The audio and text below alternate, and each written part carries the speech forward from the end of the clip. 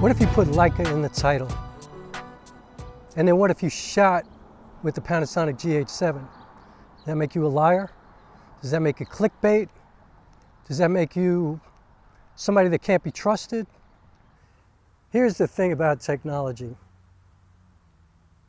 You know, if you're not paying attention to certain things, if you're just paying attention to your story, if you're just paying attention to your composition in this case, if you're just paying attention to choosing the aperture that you want, if you're just paying attention to make sure that your audio is set at the proper levels, and if you're making sure that your exposure is good, all that kind of stuff, you think you've done everything, right?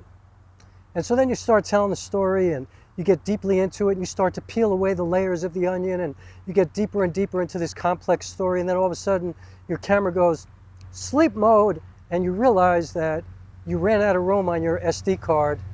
And, you know, there's a train going by. You run out of room on your SD card and you realize you talked for like 20 minutes, but you're like, I'm just going to start over. So here I am starting over. You know, I watched the video this morning and these two guys, you know, filmmakers, were talking about how they think it's a privilege to shoot with film as opposed to digital. But is that better than somebody who does use clickbait, who knows how to do the YouTube thing, like who knows how to get people to come to their page, who knows how to get likes, who knows how to get comments, who does all the things, gets the perfect thumbnail? What's the right thing to do? I'm trying to have fun. I'm trying to kind of showcase what I do, you know, just to give you an idea of who I am. You know, that I'm not just a filmmaker, I'm a performing artist. I do a lot of different things, and I'm also working on my craft. I'm practicing, I'm, you know, using my brain. I'm trying to come up with stuff off the top of my head. Like, I'm not using a teleprompter. I don't have a teleprompter. I don't like teleprompters. I don't use microphones, even though obviously I have to use a microphone if I'm making film. But, you know, I don't use microphones when I'm performing live, even if it's for like a 1,500 seat house. I just, you know, I have to carry that. I have to, you know, get my voice out there, you know, project, as they say. Well, what exactly do you want to do? I don't know.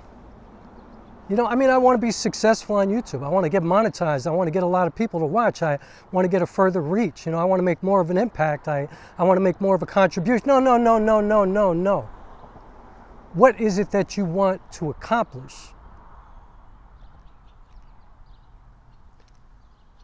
Like I just said, I want more reach. I want to make a contribution. I want to do meaningful work. I want to do stuff that people feel, you know, that people are affected by. I want to make content that people think about, you know, that they consider, that it actually answers questions for them or actually asks questions for them.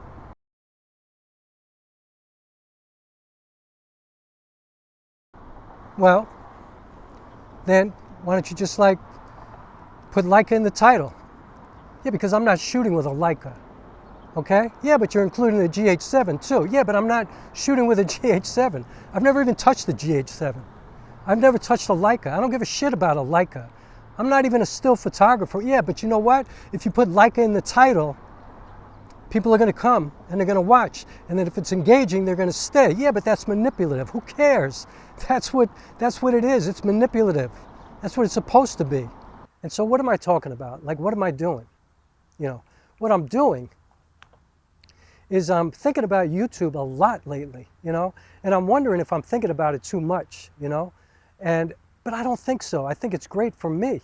I think it really is serving me well. You know what I mean? It's serving a purpose for me. It's allowing me to practice and break down, you know, my work like as if I'm a football player looking at film, you know, and breaking down plays, you know, like I'm a defensive back, breaking down the moves of a wide receiver, or I'm, you know, on a basketball team and I'm breaking down defenses and offenses of the other team. And it's the same kind of thing.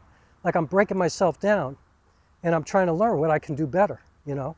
How about that video you told me about this morning? What are you talking about? The one with the two guys talking about, you know, privilege. Oh shit, yeah, privilege. And one of them was talking about how, you know, he goes, my wife, she shoots like this, and he held up his cell phone, and I thought, she's probably got an iPhone that costs $1,500. That's kind of a privilege.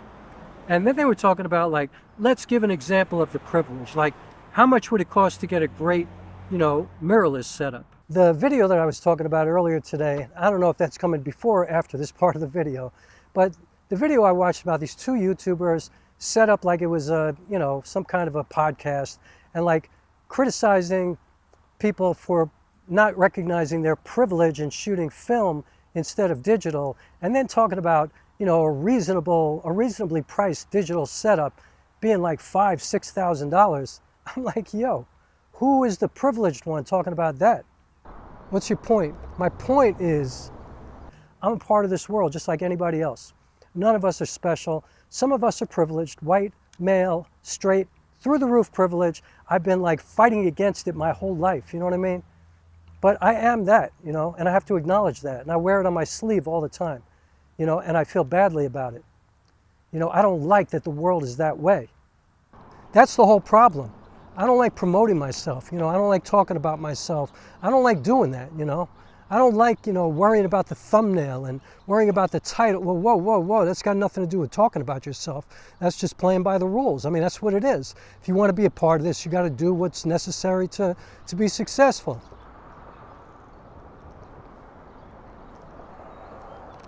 All right, that's a good point. Yeah, it's a good point. Like, no matter what you do, you know, you're Mr. fucking iRiver. How'd you know about that? Because I'm you. Oh. Tell them about the iRiver. All right, a long time ago, I got a gift of an iPod when iPods first came out. And because I was, you know, professional musician and, you know about pro audio and stuff, I knew about this other thing called the iRiver that was actually much better than an iPod, but nobody even knew about it. Like, nobody used it. It actually recorded 24-bit, 96 kilohertz audio, and also played all the MP3s. It could play anything that an iPod could play. And so I was like, you know what? I'm going to get an iRiver instead. Yeah, and what happened? What happened was that once I got the iRiver, I couldn't get half the songs I wanted because they were only, you know, formatted for an iPod. They were Apple, you know. So, oh, yeah, you're Mr. PC too, right? Well, not anymore. Yeah, but I'm just saying, you're always like going against the rules. You're always going against the grain. You're doing your own thing. You're unique. You're individual, all of that. But actually, you wind up being all by yourself. What is that supposed to mean? It means that you're always doing stuff that is like, has nothing to do with what everybody else is doing. And I understand, like, you're trying to be creative, but why don't you just like sometimes give in to what everybody else is doing? Because remember what your friend Tongo told you? What? Tongo, when you were at the Bronx Museum of Art. How'd you know about that? I told you, I'm you. I think that from what I've been observing, I think people are kind of floating away from these videos that are not at least feeling genuine, you know, or videos that are clickbait, or videos that are just trying to manipulate you into thinking a certain kind of way, or just trying to be argumentative, you know. Tell them about what Tongo told you. All right, I was at the Bronx Museum of Art. I ran into Tongo. I was actually walking down the Grand Concourse, and my boy Tongo was there, who lives in San Francisco, but he happened to be in New York for a couple of days, and we just ran into each other. And so we checked out an exhibit that was there about the young lords. And we were talking about, you know, our work, our creative work, and we're kind of similar in a way that we're very unique. We do our own thing. We don't really care about trends or anything like that. And Tongo said to me, and I'm looking at my exposure, my composition, all that. Like, for example, right now, this particular part of the video, I don't really care about the composition all that much. I just want to make sure my exposure is cool, and yet the background is going to be kind of blown out because I'm sitting in the shade, the sun's behind me. I got to make sure you can see my face, so it's kind of dark, but the back is going to be too bright. I'm using log, So I'll get the most dynamic range that I could possibly get, but I'm not going to be able to get everything. And some people are going to look at this and they're going to go, that sucks, that's ridiculous, you don't know what you're doing. And other people are going to be going, wow, what amazing dynamic range, how did you do that? Like with the sun behind you and I can see your face and everything looks so good. And other people are going to go, I didn't even notice that. You know, I guess my point is, I do all that stuff for me, you know? I do it all for me. But I have to admit that I also do everything on this channel with the intention and the hope of contributing something to you. You know, I'm hoping that, you know, some of this work that I do, by the way, I have the camera situated so that the sun is barely touching the edge of my lens. And so you see how it's kind of like this misty, it almost looks like I have an extra filter on the lens, because if I cover it, see what happens? It goes away, but it creates a cool kind of effect. So I don't know if you like it or you hate it or whatever, but I did that on purpose because I kind of like the way that looks, and it's going to change as the sun moves. So let's see how long I talk if I have the opportunity for that to change. But anyway, I digress. You know, I am hoping to contribute. I'm hoping that people come here and go, you know what? I get a lot out of that channel. Maybe I don't know why, and I can't really articulate specifically what it is, but I love going there. I love listening to him talk. He tells stories well. There's something about that guy that's really engaging. He seems very genuine. He's talking about stuff that's kind of relevant to the world. It's not just cameras, but he also talks about cameras, and I don't know. I can't explain it. And, you know, if I gave that kind of an explanation to somebody about how I run my channel, they would say, all right, epic fail, disaster, you're never going to do well on YouTube. I realized for me to make an impact, I got to be on the inside. Like I can't continue to be on the outside. You know, if I want to really participate in change, you know, if I want to do work that people actually pay attention to, that they listen to, that they see, I'm going to have to be on the inside, you know? Yeah, what else did he say? What are you talking about? What else did he say? He said, you know, I also realized in order to be a better artist, I got to be a better person. Exactly. And sometimes being a better person means what? What? I don't know. What are you talking about? It means you got to be part of the community. You can't just always do your own thing. You know, I mean, it's important to maintain your, you know, your personal skills, your unique qualities. Like, you don't want to copy anybody. You're not trying to bite on anybody else's work. But yeah, I get it. I get it. Why are you preaching to me? I'm not preaching to you. I'm just like your inner voice reminding you, oh, my inner voice, how cinematic of you to do that. Shut the fuck up. Now I know you're me. You know, somebody once said to me, don't trip on the amount of subscribers or views or whatever that you have on YouTube, because, you know, he said, I envision it as a bunch of people sitting in the room with me. And if that room is full, whether it's 4 people or 8 people, or in my case, I thought about it like if it's a theater and there are 59 people in a 59-seat house, or 99 people in a 99-seat house, or 2,500 people, or whatever. It feels like a big crowd. Tell them about that guy in London. Huh. So I'm in London, and I'm there to do 10 shows at the Camden Fringe Festival, this play of mine called Broke Wide Open. And of course, when I get there, a riot breaks out in the city, and there's a curfew, and they shut down the first 3 nights of the festival. And so I asked the person who owns the theater if I could get in and at least rehearse. Like, I'm here all the way from New York City. Like, can I get in and just be in the space and just work? It's pretty close to my hotel. So she gave me the keys, and I walk into the theater that first night, and some guy busts into the theater and, you know, kind of freaks me out a little bit. And he's like, yo, I know it's a curfew. I know nobody's supposed to be here, but please do the show. Like, I need it. I'm freaked out. I just moved here. I don't know anybody. I just like, please just do the show. Tell him what you did. So at first, you know, I was kind of bugged out about it, but then I was like, you know what? I'm going to do it. I got to rehearse anyway. So I said to him, look, I'm not going to make believe there's, you know, 1,500 people here. Just sit at the edge of the stage. We'll put a seat up here for you, and I will give you the whole show, 2.5 hours full blown.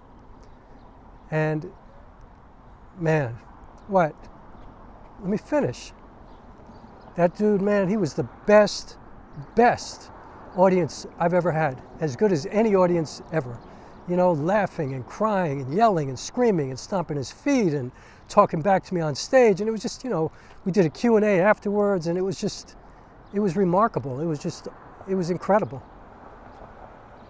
And it taught me a lot, you know. It was like, you know, whether it's one person or 2,500 people, every single person is important. And so, yeah, so you feel better now? It'd be nice if you let me finish the story. Finish your story. I'm just saying, whether it's 1, 2,500, or whatever, every single person is important. And so, don't trip on how many people come to this channel.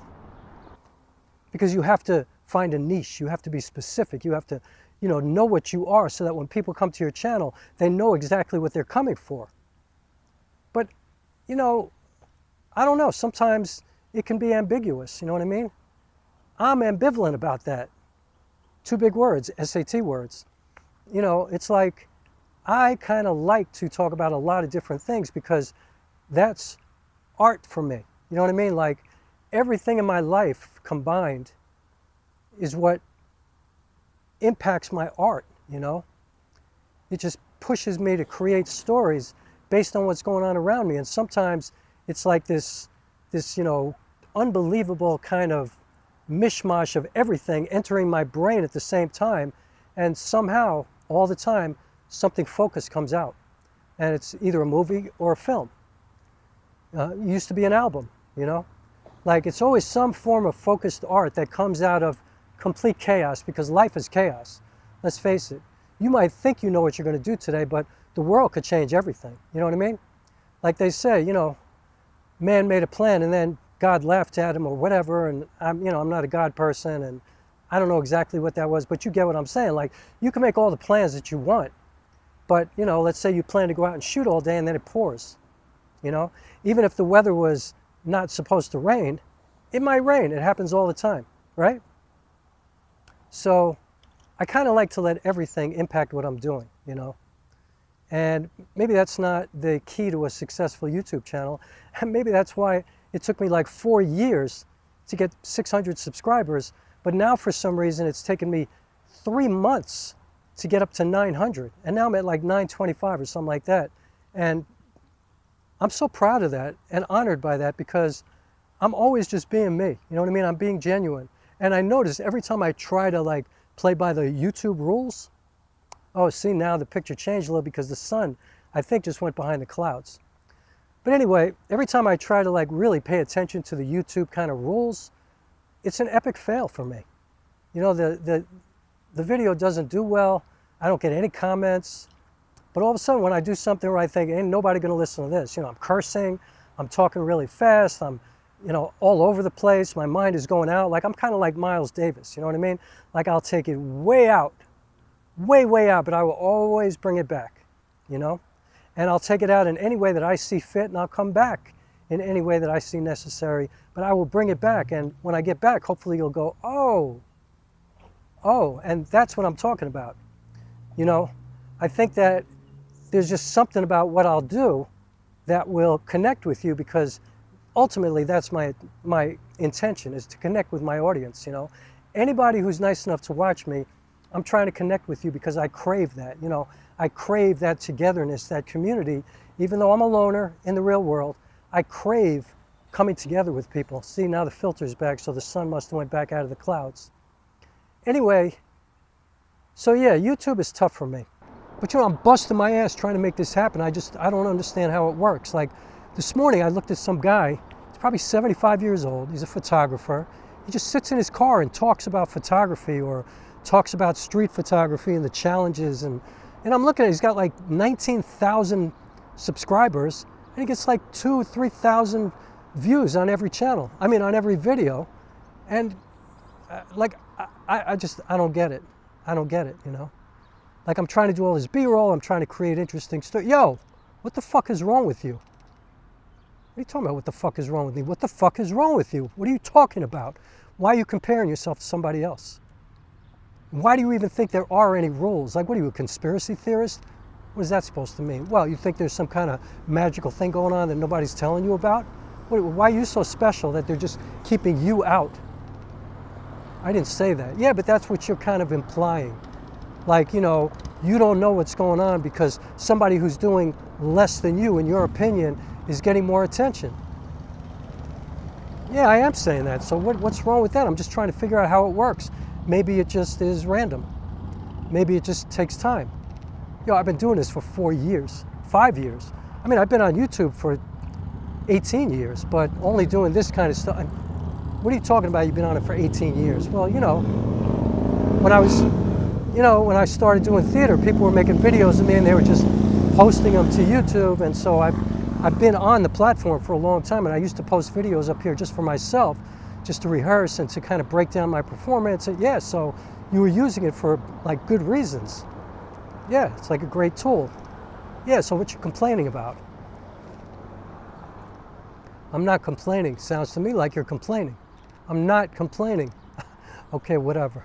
You're not complaining. You sound like you're really happy about it. Like you don't have as many subscribers as the 75-year-old man. Like, all right, whatever. Just say what's on your mind. All right, so yeah, sometimes it's frustrating. Sometimes I have no idea what's going on. Sometimes I do think that there's like something behind it, that, you know, all these people who are making all this money on YouTube are either lying or they know something that they're not sharing with anybody else. Yeah, so get to the point. I don't know if this is gonna work. My lavalier mic is broken.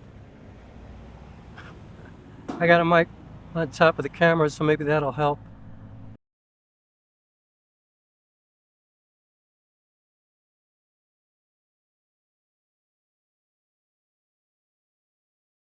Like, you want to talk about privilege?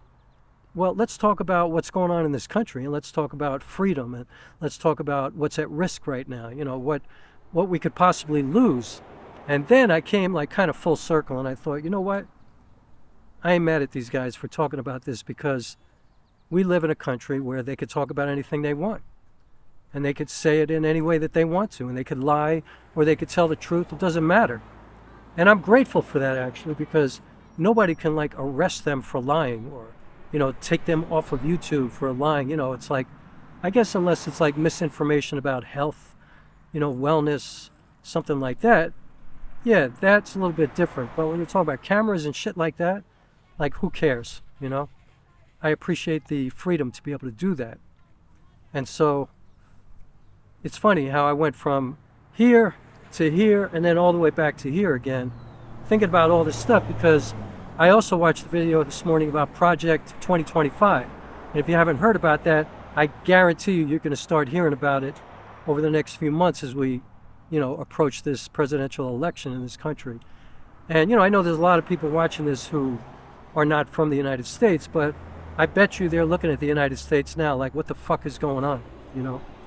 And we have some important stuff coming up in November, and I hope that people do their due diligence and really, really consider what they're voting for, and don't take it for granted that we could be what a lot of other countries are. You know, we could be Russia, we could be China, we could be North Korea, we could be Iran. You know, that could happen to us. You know, we're a young country, a young democracy. And democracy is earned, and it takes participation. It requires participation, and that's why I'm even speaking about this. And I know a lot of people are rolling their eyes right now like, oh geez, he's getting political. But I'm not talking about one side or another. I'm not going to impose my beliefs upon you. I'm not going to do any of that. I'm just going to say, do the research, like read Project 2025. You can get it online. Pay attention to what people are saying. You know, don't just watch, you know, NPR or Fox News or CNN or MSNBC or whatever you watch. Don't only watch that. Watch everything. Talk to everybody, you know. Don't forget that we live here together. And we have the opportunity to discuss things with one another in a peaceful manner. You know, we don't want to deteriorate into a society that wants to kill each other for our beliefs, you know. And we don't want to impose our beliefs on anybody else either, because that's what democracy is about, right? We're not trying to tell people how to live based on the way we feel, especially if it's things that have nothing to do with us, you know? I mean, if it has nothing to do with you and somebody is not hurting anybody else with however they choose to live their life, who they choose to love, how they choose to pray or whatever, Why does it even matter to you? That's what democracy is about. You know, you don't have to hang out with them. You don't have to live near them. You don't have to do anything. But you don't get the right to tell them how to live. And then I realized, like, I ain't mad at them. You know what I mean? Like, I'm not. I'm not, because they're doing what they should be doing. They're approaching YouTube like a business. And if you're approaching it like a business, your whole thing is to try to get clicks. You know, you don't care about anything else, you know, because first of all, it's not your responsibility to tell the truth either. You don't have to do that. And as a matter of fact, marketing is manipulation. Let's face it, that's what it is. And so I say it all the time, you know, anybody watching YouTube for reviews and things like that, they have to choose who resonates with them and who they think is worthy of believing. But they also have to understand that a lot of people are just talking a bunch of shit. They don't know what they're talking about. They're not really talking based on anything. They're reviewing cameras that they've probably never touched in many, many cases, or a camera that they've had for 2 weeks or a month or something like that, or for 3 days in Japan, you know, during a release where somebody gave them a free trip, gave them the gear, gave them a bunch of lenses, maybe gave them money, and now you really expect them to trash this thing? Come on. Come on, that ain't happening. Be real. Why would you do that? No. And so I digress, I guess. You know, I watching that video and talking about privilege this morning kind of triggered me a little bit, because I guess partially because I have to check my own privilege all the time. You know I've gotten a pass my whole life just because of who I am. You know, I've been fighting against it my whole life. But it exists, and I can't get away from it. It's my skin. It's who I am, you know. And I acknowledge it and I recognize it. But that conversation this morning to me was just like dumb. It was a kind of a dumb take, you know, a low take, like take it for, you know, thinking that their audience is like a bunch of idiots. That's what it felt like to me. People are not stupid, you know. You could buy a camera and a lens that can shoot great photographs for less than $200 or $300, and you could get a camera that shoots film, and you could send it off like twice a week for a whole year. So you could send it off 100 times, and it'll cost you $8 to get it developed, and that's $800 a year. That's half of an iPhone 15. So, and you know, people who have iPhone 15s, they're probably getting the newest iPhone every time it comes out. That's some privilege right there too. So the point is, it's just frustrating sometimes, but I don't know, when you put it like all of that, you know, I guess I really just appreciate this free forum. I appreciate anybody who's nice enough to come to my channel, to actually comment, to actually spend time to watch my content, to maybe even take this and guide them to my plays and to my films. I mean, I guess it's really a privilege to be here. You know, I'm lucky. Now you're getting it. Yeah. Yeah, I don't know how it works, and I don't care. I'm just, you know, I'm doing my work. Feel better? Shut the fuck up. Now I know I'm you.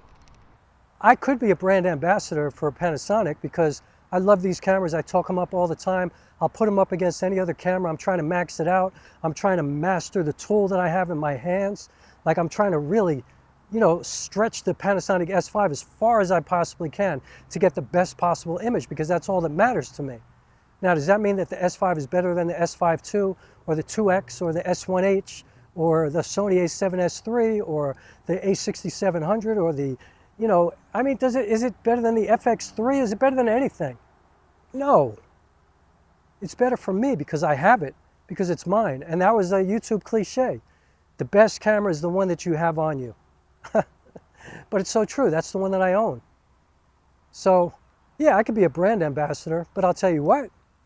If something happened to my S5, if I dropped it, if it broke, if it had a weather issue, whatever, because I beat the crap out of my equipment, and I found another camera that I thought would be better for me, which I don't know if that would happen because I love the S5, but maybe the S5 would be, you know, not being made anymore, and maybe I don't feel like buying a used camera. Maybe I wanted a brand new camera. So would I be happy using an FX3 or an A7S3, you know, or a Canon camera or a Nikon? Like, if I felt that it served my needs, I don't care. And then I could become a brand ambassador for them, because I'm not changing cameras. Because once I buy a camera and once I start working on projects, I ain't thinking about the specs anymore. I'm just pulling the camera out, and I guarantee you I'm getting exactly what I want out of the camera. And if I can't get something for some reason, like if I'm in pitch black darkness or something like that, I guarantee you I'm going to figure it out and I'm going to make that scene work, because that's what filmmaking is. Filmmaking is figuring things out, right? Solving problems. And so whatever camera I have is an Arri Alexa. It's the best. It's got the best stabilization. It's got the best everything, because that's what I have. And so I'm going to tell the story and I'm going to make it work. If I have to try to do the shot 5,000 times, I'm going to get it. I'm going to get exactly what I want, because I have that kind of commitment, that kind of dedication, that kind of, hard work, that work ethic. I'm that guy. And that's what you really need, no matter what tool you have. Just because you have the camera with the best autofocus doesn't mean you're going to get better composition than me, because my autofocus sucks. Doesn't mean your exposure is better. It doesn't mean your story's better. It doesn't mean your actor is better. It doesn't mean anything. It just means your camera has better autofocus than mine. Big deal. Have some empathy. Have some respect for other people. And don't get caught up in your own, it ain't all about you. You know what I mean? Like, don't get caught up in that, because we actually need one another. And especially I feel like now we've been so divided. We need one another more than ever in my lifetime.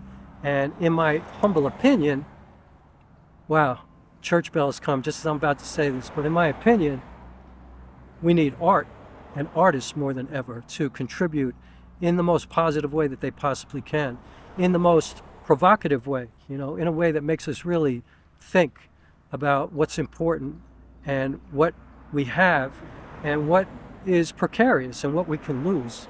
I think it's something to really think about, and I think as an artist we could do that in a really entertaining, beautiful way where people don't feel like it's being like thrown on top of them, I mean, for me it's with narrative filmmaking and with plays too. I'm a solo theater artist, so for me it's either a play or a movie. And I'm going to try to create a beautiful story around some very provocative subjects, but I'm going to try to make it beautiful, and I'm going to try to make it so that everybody loves it and wants to watch it. I'm going to try to create characters that you love. I'm going to try to create a scenario that you're interested in, that matters, that you're at the edge of your seat wondering what's going to happen. I'm not going to be like, just an activist or a politician or a teacher just telling you. I ain't going to tell you anything. I'm going to show you something, and then I am going to give you the opportunity to imagine any way that you want and consider what's best for you in your life. And hopefully we all will never forget that our life is connected to everybody else's life as well. I'm so grateful to be able to have YouTube, a free website. Like what? I'm going to complain that YouTube is not paying me? I'm going to complain that I don't have enough followers because YouTube, this platform that allows me to upload free videos, do anything that I want, say anything that I want. I can curse or not curse or whatever. If I'm not thinking about the algorithm, I could do anything that I want to do. I'm going to complain about that? I should be ashamed of myself, because I have complained about that.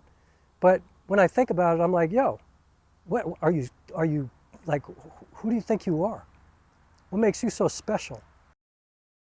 And so I ain't complaining about nothing. Any complaints I have in this video, I'm human, Yeah, every once in a while I get mad. I apply for a grant, I don't get it, I'm like, fuck you, But then I realize there's so many people who are worthy of that grant.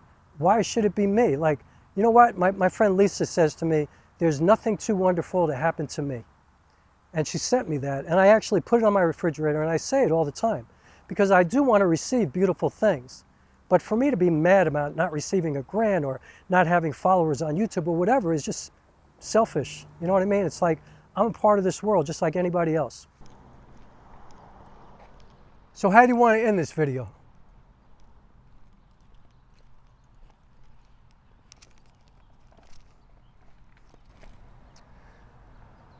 I guess at the end of the day, when I really think about it, I just feel really incredibly grateful that anybody takes their time, that they're generous enough, that they're kind enough to even come to my channel and spend any time with me, whether it be one person or 180 or, 1,700 or whatever. Like, I'm just lucky, and maybe somehow the work that I do does make some kind of a difference to somebody. maybe it inspires people, and maybe it guides them to my movies, to my full movies, what I really want at the end of the day. Maybe it'll make them come buy a ticket to see me in a play if I happen to show up in their city. Like, I'm lucky, this is free, you know, and I've learned so much here. And so yeah, I just feel privileged, privileged to be here. And you know, I don't want to criticize anybody else. I don't want to do any of that. You know, I don't want to feel like a hater. I don't want the frustration to get the best of me. I just want to contribute. You know, I want to be part of this community. I want to just do the best I can, have fun with it, learn from it. I use it. It's great practice for me. And yeah, I'm already working on a new film, and that's really what matters to me more than anything else. You know, and this is the perfect place for me to work it out. You know, and that's what I'm going to do. So I guess that's the best way to end this video. And the train feels good about that because he honked his horn at the perfect moment.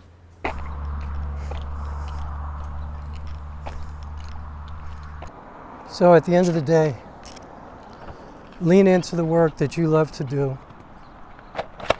Don't try to be anybody else but yourself, because that's what you do best. You know, nobody can do you better than you. Appreciate what you have. Don't want for what you don't have. Don't feel badly for others, you know, successes. Support them. Send them love. And be the best version of you. And who knows? Might be a genius. You never know.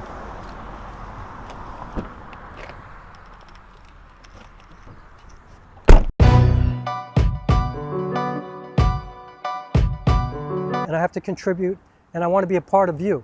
And so, yeah, I'm going to shut up now.